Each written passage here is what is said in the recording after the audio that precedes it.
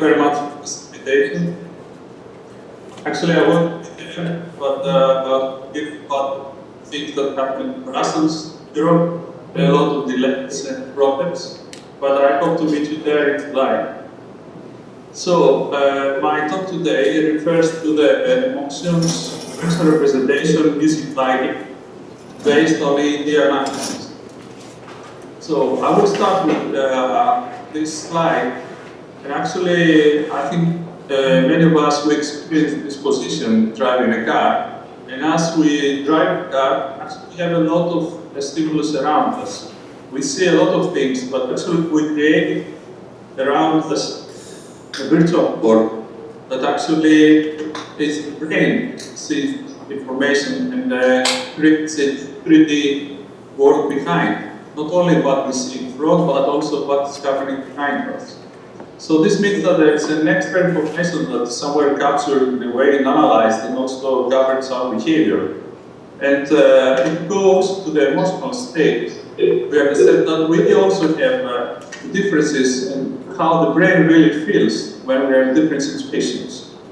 So we have some interfacing from the outside world in order to have the senses as an input and the behavior as an output if we go to see it as a system.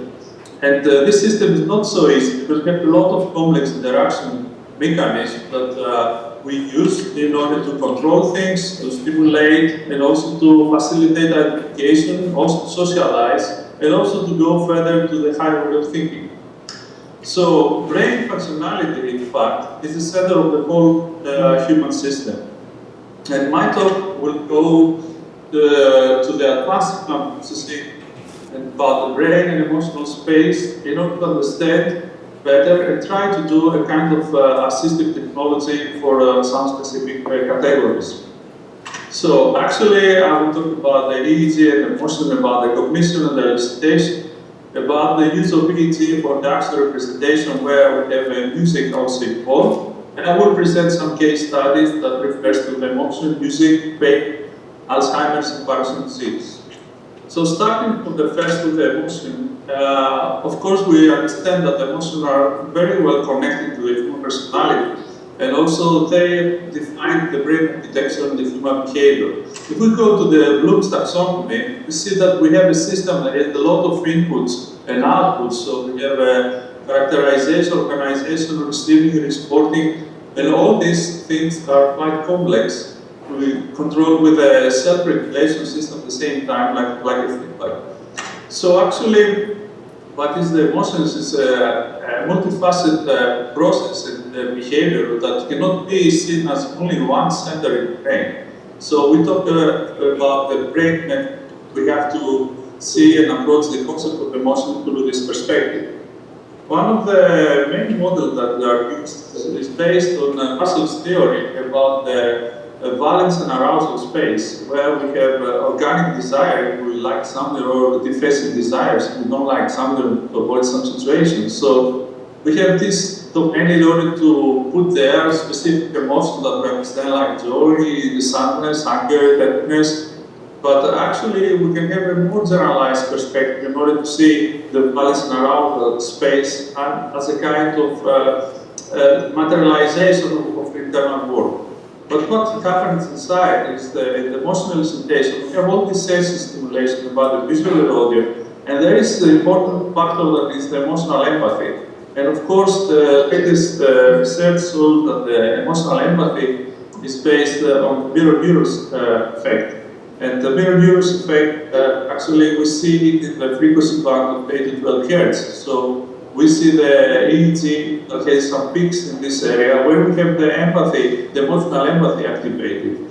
Of course, this is related with the emotion and the way that we understand the emotion of the others, but in fact, the social part of the human being lies a lot to the emotional empathy. So a part of our brain actually lives in the brain of the others, and we can understand and we can feel what exactly they feel. If we go to the stimulus, there are specific stimuli like facial expression, as they are well known by Ekman, which is the MOFA database. But also we can go to the IAPS, which is based on the valence arousal model. So we have some specific images that they don't have faces, but actually show some pictures that represent the emotional content behind, based on the statistical point of view. And usually this is marked self-quantifications based on this self-assessment mannequin. So we can just click specific mannequin according to what we like in the valence and what we like, what we feel in the activation, like the arousal. Now, the analysis techniques are based in imaging, new brain imaging techniques, and we see also the bed fMRI. We have also the MEC, and I will focus my talk to the EEG perspective. So we try to analyze the EEG signals placed on the broad space of affective computing, emotional recognition, and especially the part of EEG-based emotional recognition. And also, we have to be sure about the emotion that we elicitate. So we have to know if there's a way to control this elicitation. So we have to use the data and use some classification. From an equipment point of view, we start with the tech, we have these 4 EEG bipolar channels. Then we also adopted the body map with the 14 channels. And you can see here the configuration of how we use it. Lately, we went up to, scaled up to the 256 channels, so we have a dense EEG database now, which gives us a lot of opportunities after we saw later about visualization inside the brain. So usually what we do in our experiment is starts with the black screen, then we have a countdown in order to have neutralization of the motion. The crosses for the attention in the center, and then we project the image for 5 seconds. And then we repeat all the situation again for the images that come from the 6 emotions from the Ekman database. We have self-assessment, and this goes also to the subject. So I will speak now specifically for a signal processing perspective. So you see that we have the 2 emotional elicitation methods I present. The both are based on the emotions evoked by the faces in the YAP database. And the first approach goes to the higher order crossing analysis. And why we use this? Because it's quite similar. It's something that it's applied in the time series, and actually it's a kind of filtering process where we have the differences, and then we take the difference from the differences, the difference from the difference from the differences. So usually when we talk about zero crossing, we just take crossing from zero. But if we go to the higher order crossings, things that are collide in the space, let's say in the zero crossings, they start creating some clustering classes in the higher order crossings. So in that case, we create a feature vector based on the k coming higher order crossings, and then we compare this with the baseline based on statistical values and the wavelet-based analysis using 4 different classifiers which are quite known. And we have combinations of 2, 3, 4, and 5 emotions, and all emotion, which is the hardest case of the 6 basic emotions. So if you see the channels that we have, usually is the FP1, FP2, and F3 and F4. And as you can see here, you can understand that there are 4 different classifiers where we have specifically, I don't know if you see my mouse, do you see my mouse? No. Okay, so you see here that this is the order of the hardware crossings, and actually the level of the classification is quite low, it's like 40. But if we go there, this specific situation, in specific channels, we see that we have an analysis accuracy about 80%. And this is also here, that we see that as we have the classes, and we go to the from 2 to 6 classes, we have for each channel different behavior. So it seems that if we go to the confusion matrix, the percentages are not so high, but if you see what happened inside the parentheses, they are the baseline, so you can understand that these are quite low and very hard and very difficult problem to tackle. So this was the first perspective that we use separately, the 3 channels. But what happened if we go to a combination of the channels? So we use more than 1 channel. So we combine these channels and we see that we have an increase in the performance. And if we go to the final results, we see that the combined channels now using the SBM, we have about 83% of the accuracy. So this gives us the first idea that if we just use the calculated crossing, we can get a feature that is quite robust and also goes to the problem 6 classes. So it's quite nice to have the percentage of 83%. The next idea goes to the next algorithm based also to the concept that we analyze the signals in the time domain, but what happens if we go to use also the information in the frequency domain? So here you see the 6 different motions, and then we have the time domain, and also we have the frequency domain. So we thought that we can use information from the frequency domain using the empirical decomposition. So I don't know if you are familiar with this, but actually it's something that's proposed by the time. And we create the interesting mode functions that are inside the data. And gradually we create functions that are limited in specific frequency range. At the same time, we have the time information. So instead of having just only the initial signal, we create a kind of peeling of the signal. And you see here the higher frequency, and as we go down, we go to the residual. And if we add all this thing up, we get back the signal. So the idea was to have the initial signal here, and then we use the empirical mode proposition in order to have extraction of the intrinsic mode functions.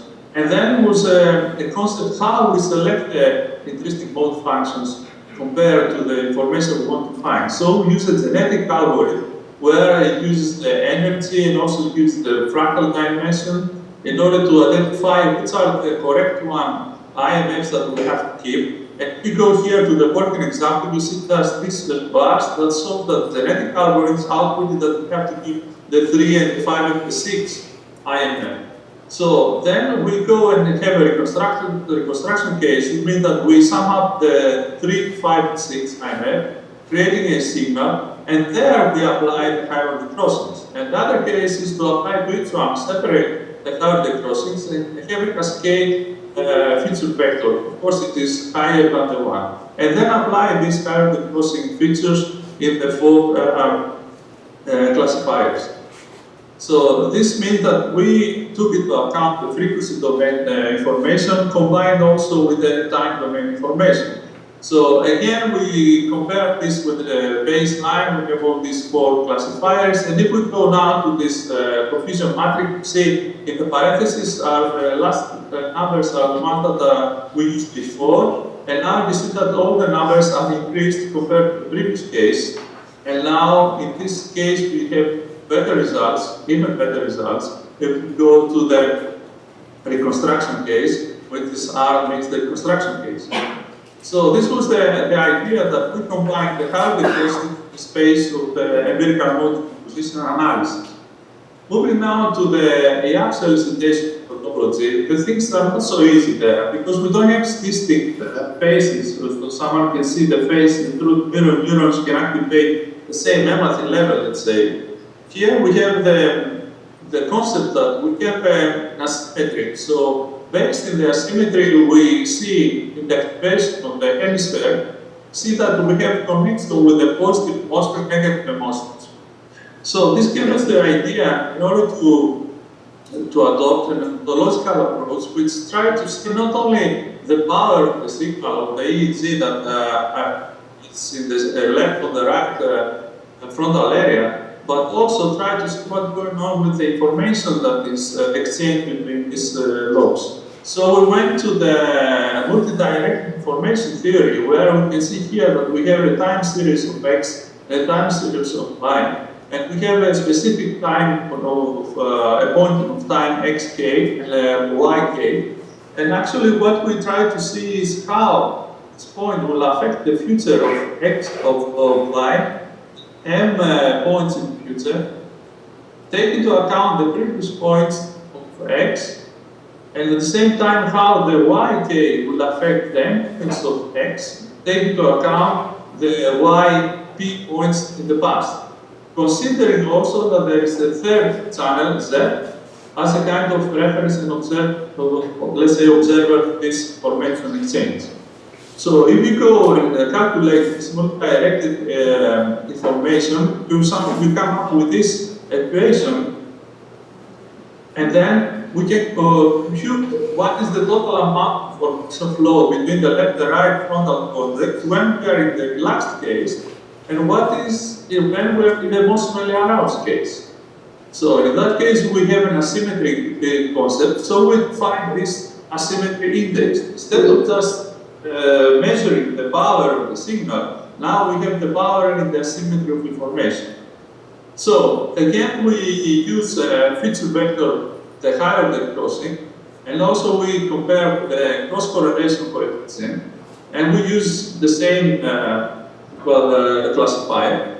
And what we get here is that actually this activation and this asymmetry index, we actually know when the emotion is activated. And then we have very good results compared to the previous case. And if you see here, if you understand that also this is specific indexes compete of participants here, and we see that the asymmetry index also follows the same trend. And if we compare this to the well-known Davidson concept of the asymmetry ratio, we see that we get higher classification results compared to the, let's say, class 1 defined by this ratio index as I defined here.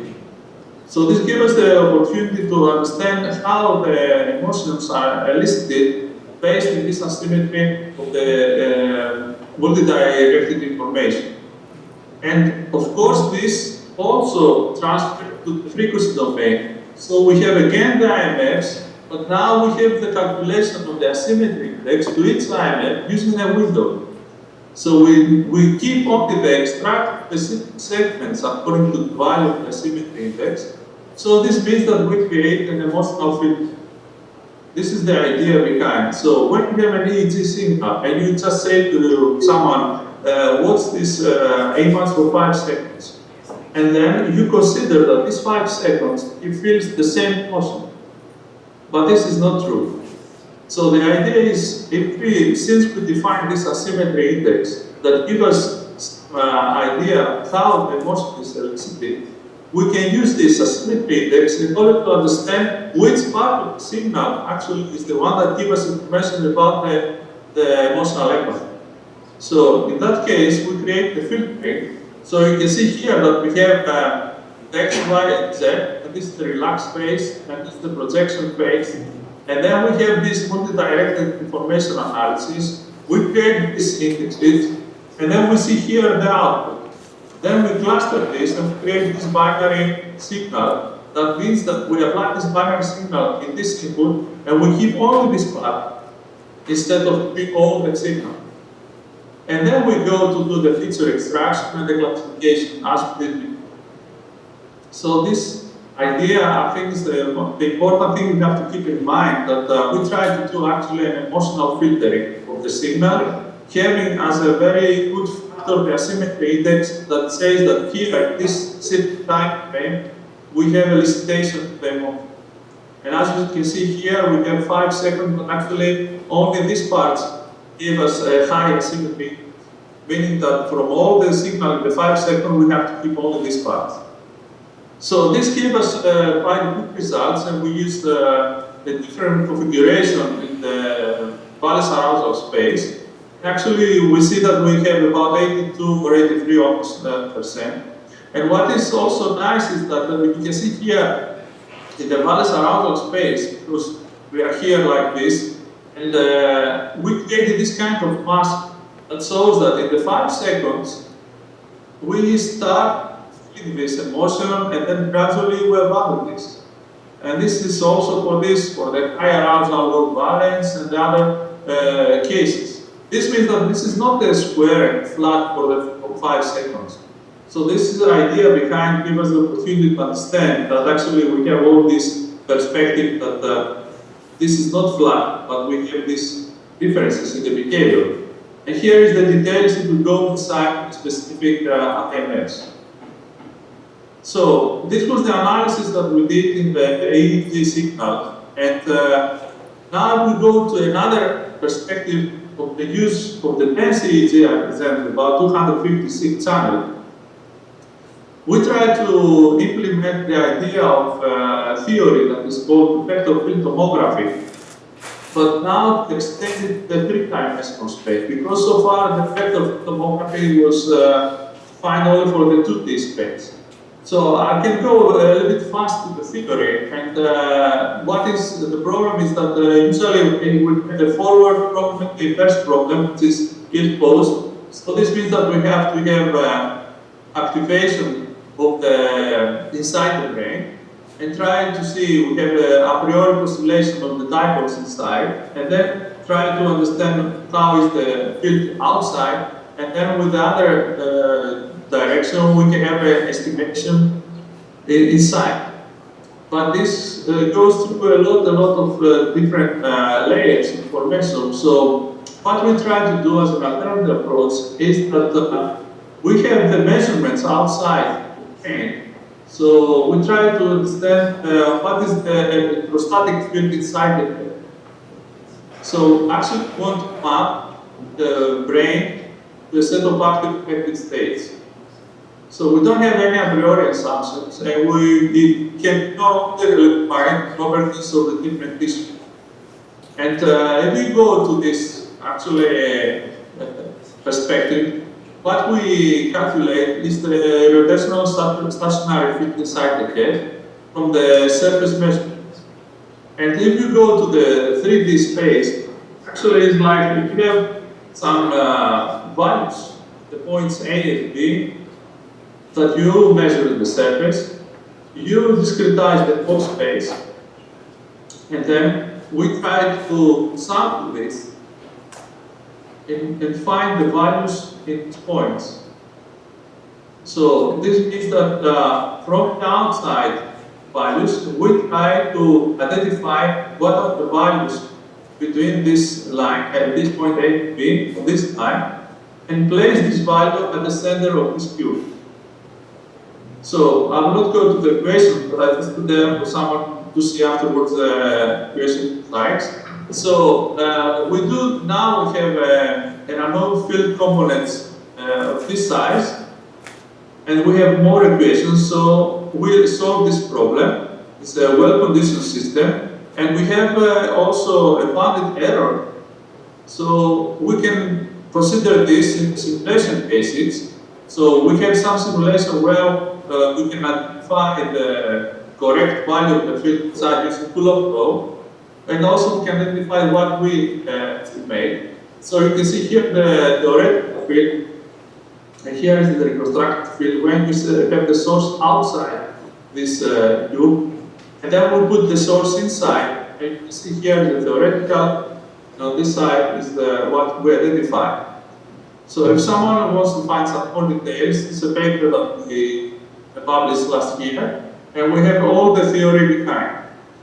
And the applications that we applied there, that's why we went to the 256 channels, because we need information from the surface. Otherwise, we cannot have the analysis inside, because actually it's a kind of sampling inside the, let's say, the brain.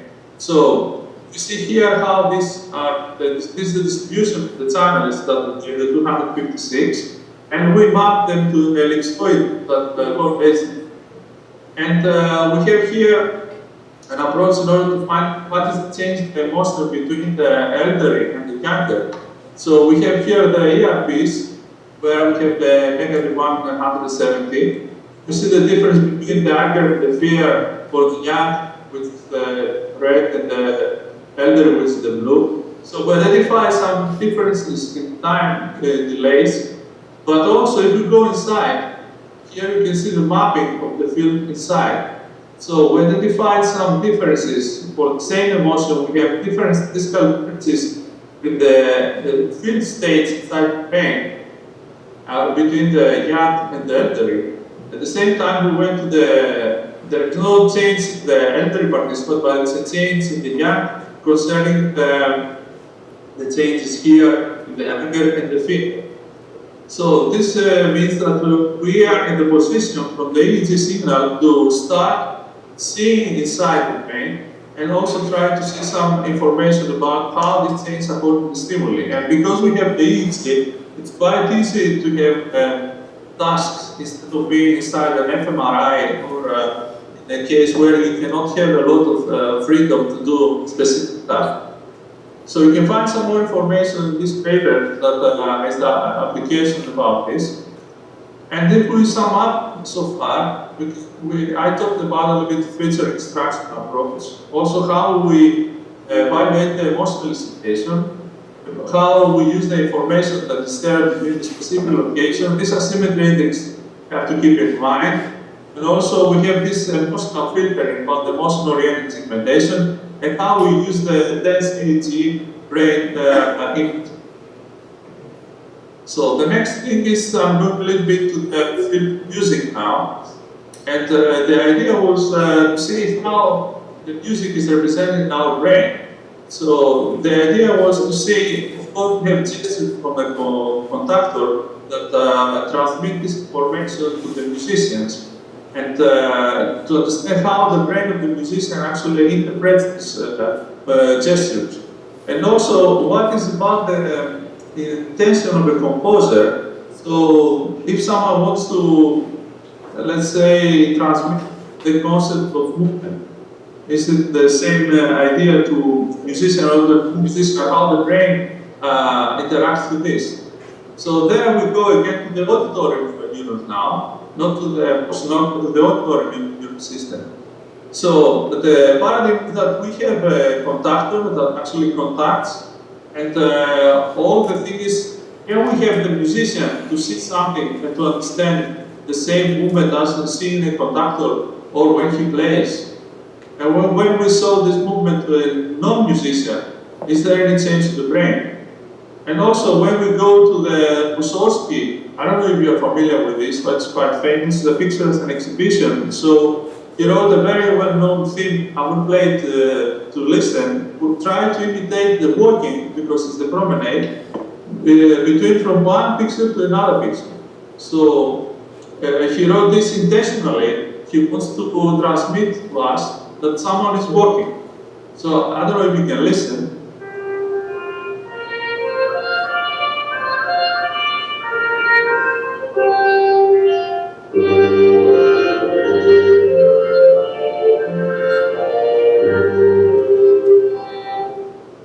Okay, so it's an idea about the intention of the composer that we really know that he wants to transmit this to the brain of the audience. So we did some experiments in trying to see what is the activation of the M rhythm and what is the fluctuation in the musician and non-musician. And they listened also, they saw, at the same time they just don't saw to see what is the effect there. So we have the past listening and also see when we just watching something. We have students that are orchestral musicians, we have also non-musicians, we have advanced music students and also non-musicians for the two studies. We have these EEG recordings, and actually we use Toscanini, and we created a kind of gesture identification signal, actually taking the picture of his hand and creating a time dependent, let's say, gesture from the movement of his hand. So the idea also was to evoke the movement, someone working, show the video at the same time to the people that are listening, the Mussorgsky program. So we analyzed the capture of these specific channels. We have specific studio place, so they just listen, and then we have all the stimuli. And the analysis regarding the signal processing was the fractal dimension analysis. Leontios, sorry for interruption. It seems the screen is frozen. Ah, yes, quite. For me, it seems working well. I don't know. We don't have any other slide than the slide of the conductor. And also your picture is frozen. So, should I connect again? Shall we reconnect, Chase? We could try it, yeah. So I'll hang up and call you right back. Okay, okay. Okay.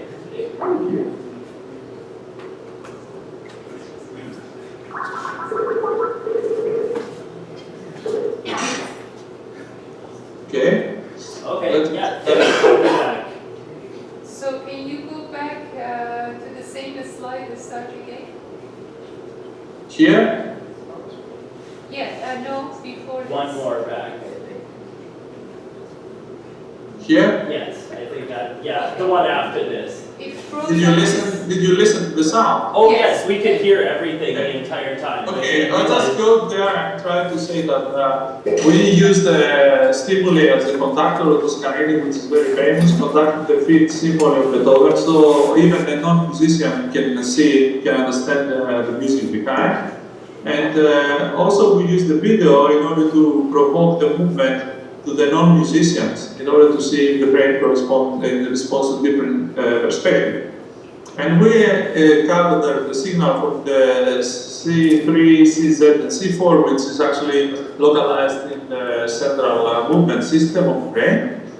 And the analysis of the processing actually is based on the time domain fractal analysis, so it means that we have a window that is slightly, we calculate the fractal dimension there, and we try to understand what is the change. We analyze this statistically, and we used 3 algorithms in order to identify the fractal dimension, Higuchi, Katza, and Petrosyan. And we found some statistical difference between the orchestral music and non-musicians from all of the electrodes. So we have this change, the orchestral musician with the gray, and the black is the non-musician. So we can understand that we have the fractal dimensions statistically different. And also, when we have audio and visual also, we have a statistical significance in the orchestral musician versus the non-musicians, also but mainly for the CZ and C4. And what is interesting is when we went to the mute mode, there is no significant difference between the orchestral musicians and non-musicians. So we see that the fractal dimension actually converges. And if we go to the second study, we saw that also with Higuchi, that there is a statistical significant difference for the CZ element only, for the advanced music students and the non-music students. In the audiovisual mode, we see that both of them are almost identical, meaning that seeing the video of someone working at the same time listening to Mussorgsky music, even I'm not a musician, because I see someone working, my brain reacts as being a musician and listening to the sound and imagining someone working. So there is no different statistical difference in that case. So it's quite interesting that music can evolve this thing, but also if you boost it with the actual simulation of the movement, even I'm not a musician, I can understand, and this dominates my brain. And another thing that we try to see, what happens if you listen to something that you are familiar with or you're not familiar with. So how the brain changes according to the things that you like or you don't like something.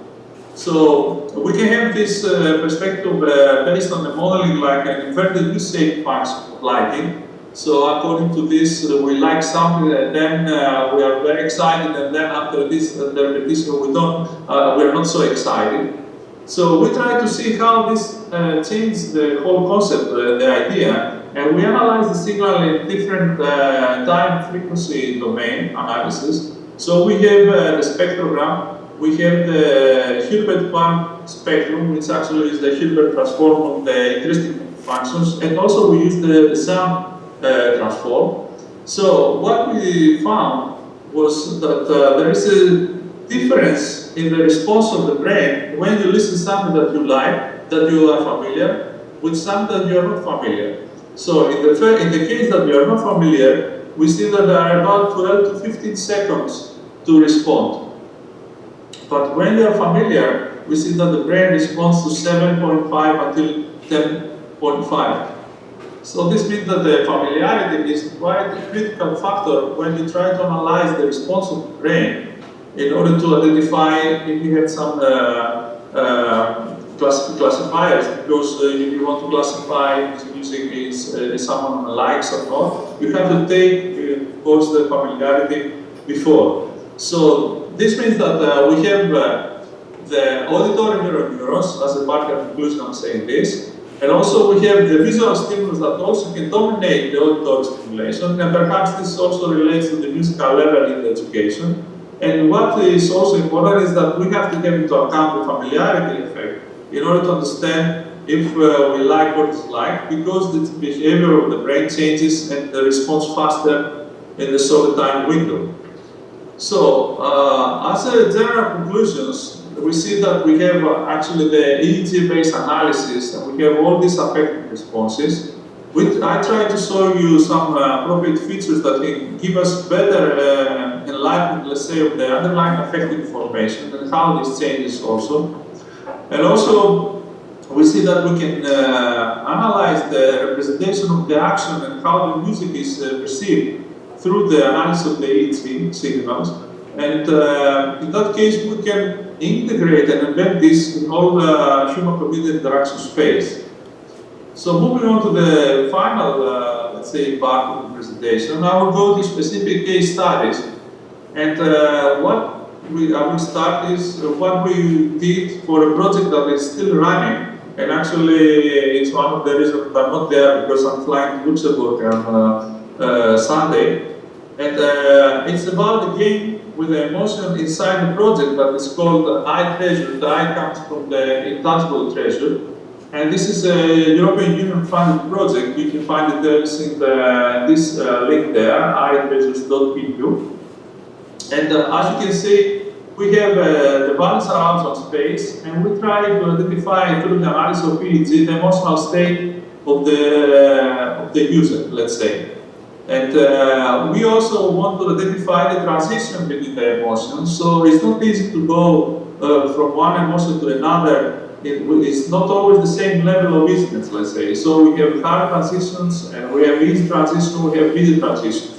So this gives us the opportunity to create some different pathways in that space and create a game actually driving yourself in different emotional states. So learning to control your emotions. And the next thing of the game is not only to learn to control the emotion that you feel, but also to sustain this emotion. You can imagine yourself being an actor, so actually you want to sustain an emotion, you can create an emotional state, and actually through the mirror neurons you can transmit this to the audience.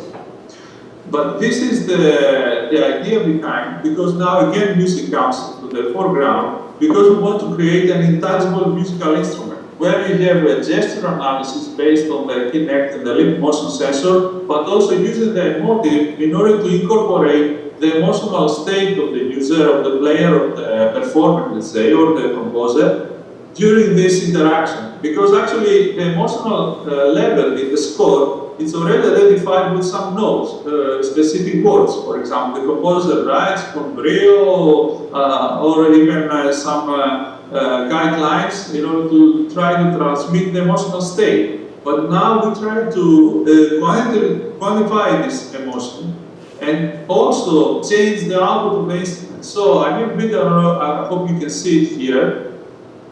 It's okay with the video? We see a picture. Okay, so you see here, actually it's a plexiglass thing. This is just only for help to putting your fingers up. And we have the emotive here in order to have the EEG data to analyze the emotional state. So we use the emotive because it's quite portable and we can use it also in performances. And this is the testing that we did before, where you can see the signals and the subject see the images, what is the real thing and what is the one that he feels. So it shows a kind of classification accuracy of the system. And we just analyze this further. I explain this here. So the idea is that we have this empirical mode decomposition of this is the signal we get, and then we analyze the intrinsic mode functions. Then we have an averaging and normalization, so we get this signal. We have the upper and lower envelope, and then we have a smoothing. This is the balance arousal waveform where the user does when he sees the video. So actually he uses a digitizer and it draws between the space. So we create a smooth signal. We have a normalization, and then we try to correlate this signal coming from the EEG with the one that comes with the balance arousal. So we try to see which are the parts of the signal, which IMFs give us the higher correlation. So we have a consistency higher than 85%, either negative or positive, and then we select the specific IMFs in order to have the classification. So actually we have this threshold here, And then we have the positive Wallace intervals, and then we go to the negative threshold, so we have this period for the Wallace interval. In that case, we go to the specific channels as you see from the motif. We have the highest correlation, and then we achieve about 80% on average of 6 subjects for Wallace threshold, and about 76 to 86 in the specific subject. So this means that we can create a real-time perspective of emotion identification, let's say, based on a window of 4 seconds that we have. And then we have the winner of classification results of 1 second interval over the 4 second each epoch. And then we use also the arousal results. In that case, we create the final point in the arousal and Wallace space. So this is the idea of what's going on behind the real time, trying to do the real-time implementation in the context of real-time performance of the composer or the performer. So the other thing that I try to see, and actually this goes to my perspective of compositional approach in the late 4 or 5 years, is the connection of the motion and gestures under the perspective of conceptual blending. So this is a combination of music with biomedical engineering, so it's the part of biomusic composition. So, and this is can be exemplified by my recent work, it's called the brainstorm. So the idea of conceptual blending behind is that we have a new idea generated when we have unfamiliar combination of familiar ideas. So the concept behind is how a composer, for example, can use material that they can combine together and create a new thing that is new for everybody. Everybody can understand that it's different than the previous, but also they can understand that it comes from familiar material, familiar ideas. And also we have some concept inside like serendipity that takes part to this process. So the idea is how we can do this in order to experience this as the body, as an interpretation of the music behind, and blend it in a creative way in order to have experiential stimuli and at the same time cognitive concepts. So the idea was to create a piece for IO conductor, as I say, as a soloist. So the brain of the conductor, the gesture of the conductor is the soloist and the source of information. So it's an ensemble, it's also a virtual ensemble, it's a sensor like connected to the motive, and all this is a maximum speed process. A processing with the live electronic and visual. So the concept is that we have a virtual world where we have different swarms and we have the conductor. And the connection of these two worlds are the hands that you see here from the Kinect. But at the same time there is the EEG channel here of the brain. So according to where which channel, which side of the brain of the conductor is activated, we have a food generated which is reflected outside. So actually this food is generated and reflected outside to the this specific swarm, let's say. So the swarm changes and tries to eat it. So moving in that way, the swarm in the specific direction. This trajectory creates a musical event in the space. So actually the mind of the conductor conducts the swarm, and the gesture conducts the let's say the two worlds, the imaginary and the real one. You can see here, and you can find also in the web, in the YouTube, you can see here the splitting of the two worlds, which is the imaginary, and we have the real ensemble there. And also there is an analysis of this in a paper that I wrote in a conference. But if we go further and see this creative expression, we connect also to another space, as I said, the assistive technology. So some years ago, we created an application we call it the symbiosis, based in order to support the Alzheimer's community. And one part of this is the rebiosis part. So what is going on there is that the user actually wears the mobile phone in his chest, and as he walks, he takes photos. And I will show you a video about this to understand.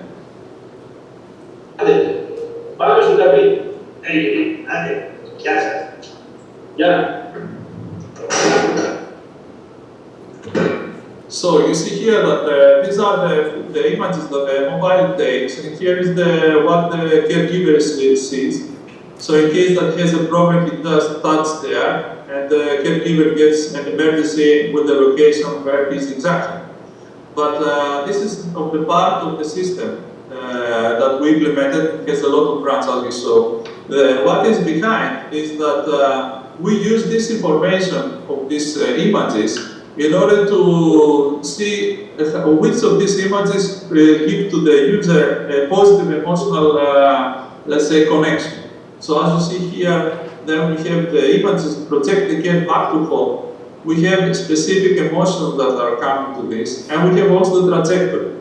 So this is that we use these images that are positively in the emotional space, they provide a positive effect to the user, and then we project this after 2 days or 3 days in order to, let's say, boost the emotional memory and also increase the causality behind.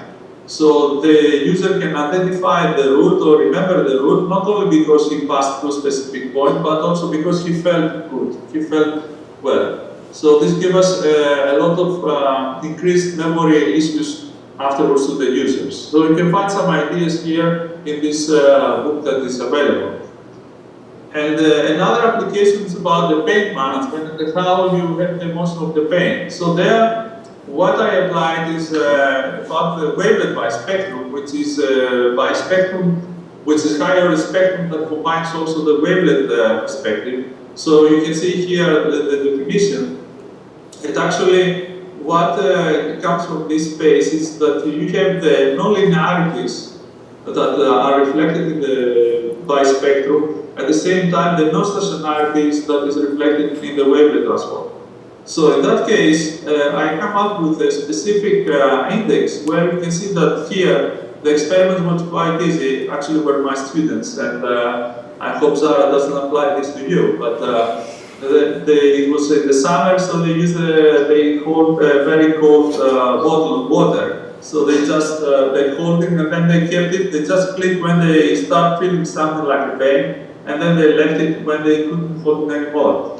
So you can see here that we have different behavior where it's the amplitude wavelet by spectrum, and we have the dimension of the time here. So we have the pain, this is the mild pain, and this is the resting case. So we see that we start feeling something in this line, here's the click, and then he sustained his tolerance. Then he went for a time, and gradually he felt the pain, and then he kept an abandon. And this is another behavior of another subject that he tried, he felt it, and he went very well down. He tried, he made an effort, and then gradually he stood up, and then again he fell down and abandoned the whole thing. The good thing is that there is a good separation between the cases, so we can have a severity characterization of the pain, and also there is a definition of pain endurance, let's say, parameter, where you can see here it fits well with the scoring of the subject.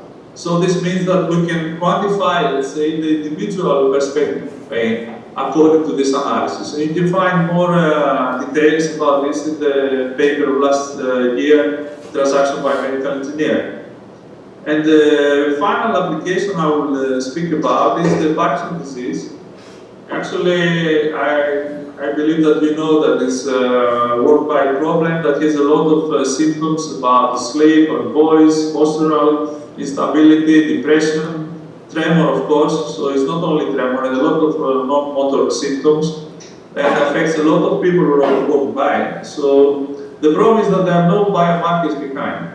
We can not have any examination, so we can go to the CT scan or something to see if we have Parkinson or not. So we call the doctor after the symptoms start. So the idea of this project that we call prognosis is to identify this earlier, so we can go and make some interventions actually that will sustain the quality of life. So we have the extension of qualis, as they say, instead of dalis, that you live with the disease with low quality of your everyday life. So the idea behind is to create a kind of community. So we have unobtrusive physiological, emotional, behavioral monitoring through the smart devices. and we send all this information to the cloud, where we have deep learning, neural networks and machine learning, in order to create a kind of behavioral vector and try to see the changes of this behavioral vector and which of these changes relate also to the Parkinson prognostic, let's say, indices. So if we do this thing, then we can have their intervention that has all this information and continues to go to the everyday and assisted living, using also Internet of Things inside. So the data collection is obtrusive through the smartphone and the Microsoft Band, for example, and also during our Skype. I mean, during now my presentation, the system could also record my voice and try to identify changes in my voice according to the everyday use of Skype or everyday use of the phone. And for example, we have information that goes to the cloud and machine learning, and then we have all this behavioral modeling, the classifier, and then we have the indices. And here is just a simple example how the voice changes, the spectrum changes, and we have the PD patient, and then we have the control here with the blue. So you can see that we have features from the spectrum that can just give us an opportunity to start collecting information about this. About the intervention that we just started working on that, we used the brain stimulation with the vibration and also with the sound of mobile. So what is one of the main problems of the Parkinsonian is that there is gate freezing. So we try to stimulate the working of the patient when he freezes through the band with vibration and mobile, also with the sound. So I will show you a video with where the patient actually stops, and then we use the band, and he has the sound.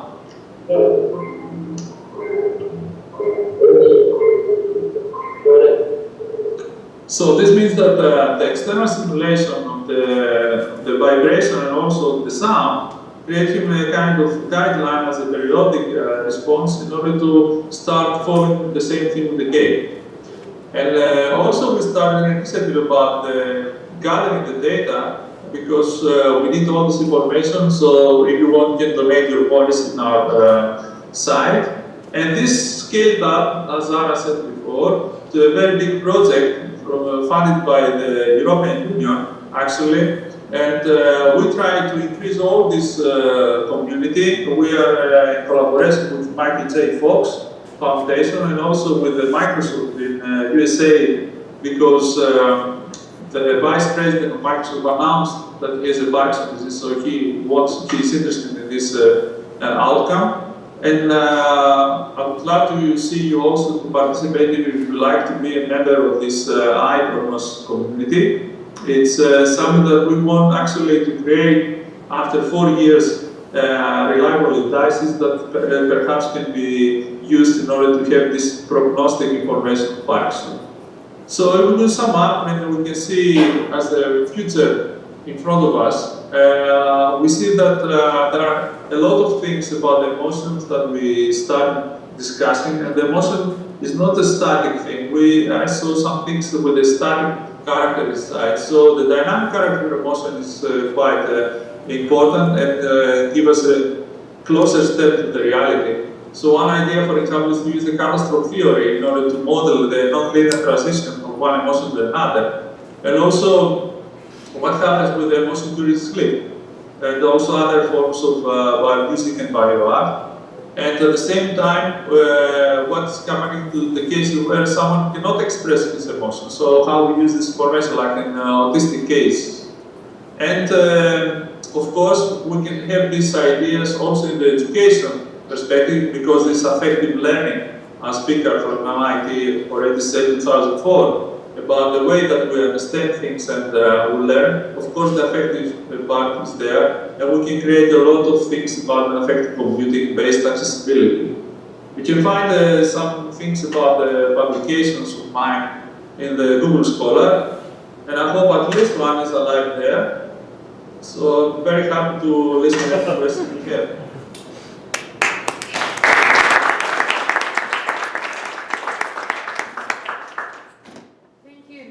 I think, guys, if you have questions, you have to come close to the laptop and ask. Okay, I got a question. Please come. And whoever Leontios, do you hear me when I speak from far? When you speak there, I hear you better. Okay. I'm asking the student, whoever who has questions, to line up here so that they can, you can hear them. Okay. Hello. Hello. Okay, one of your slides were talking about there being a difference between emotions being experienced in the left brain and the right brain. Is that correct? The sign of the emotion, if it's positive or negative, relates also with the activation of the left of the right side of the brain. Okay, so how's that affected for split brain patients? We're talking about the normal brain. Okay, so this is something that we try to see in the normal cases. What is the difference between the emotional, let's say, behavior? And these specific cases, perhaps there is not the same situation. So we have to see about this, how it goes, because it's not the symmetric part that we assumed from the beginning, how to do this. Okay, because what I would sort of interpret that to mean then is that if say, I think in your slide you showed that positive emotions are experienced in the right hemisphere. Is that the way? Was that Yeah. Okay. So then that would imply then that split brain patients would be unable to experience or describe positive emotions because then the change of the formation, yes, I believe so, but I don't have the experience of specific measurement about this. I have to say the specific literature about this specific problem, but actually, as I said, this is something that we experienced in, and this is something that I already know about the asymmetry in the left and right here, the left and right frontal area. Yeah. So this is something that is very well known. I call this from Davidson theory about this.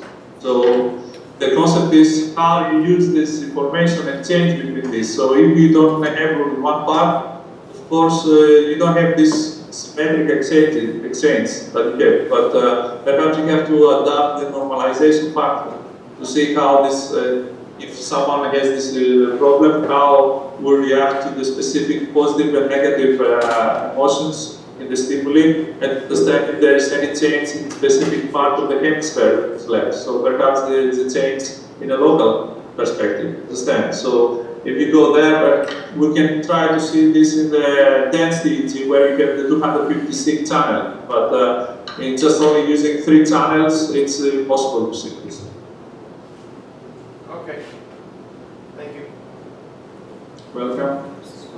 Adding comment to Paul's question, I think emotions, however, can transfer even in split brain patients. Okay. Because emotions are basically transferred between the amygdala and corpus callosum. If you're thinking of a split brain patient, corpus callosum doesn't have much to do with amygdala. Okay. Okay. That's what I. Any other question, guys? I have a question, but any of you? I thought Ahmed, Ramin, you must have questions. Leontios, by the way, it was quite refreshing to have somebody speak about signal processing. I really enjoyed it. I'm not sure about you guys. We haven't had signal processing for a number of seminars so far. Okay. While they're thinking, my question too, what about your pain studies?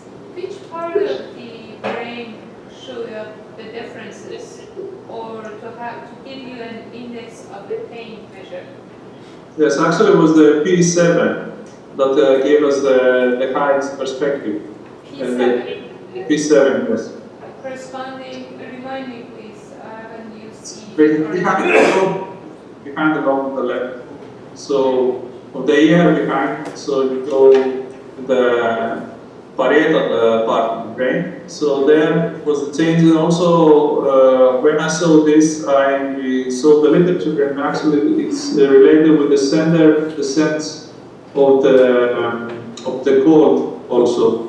So because the experiment was about stimuli with the cold pain, it was very well connected with how the experiment was implemented. So there's the sensitivity to understand the difference in the sense about the warm and the cold environment.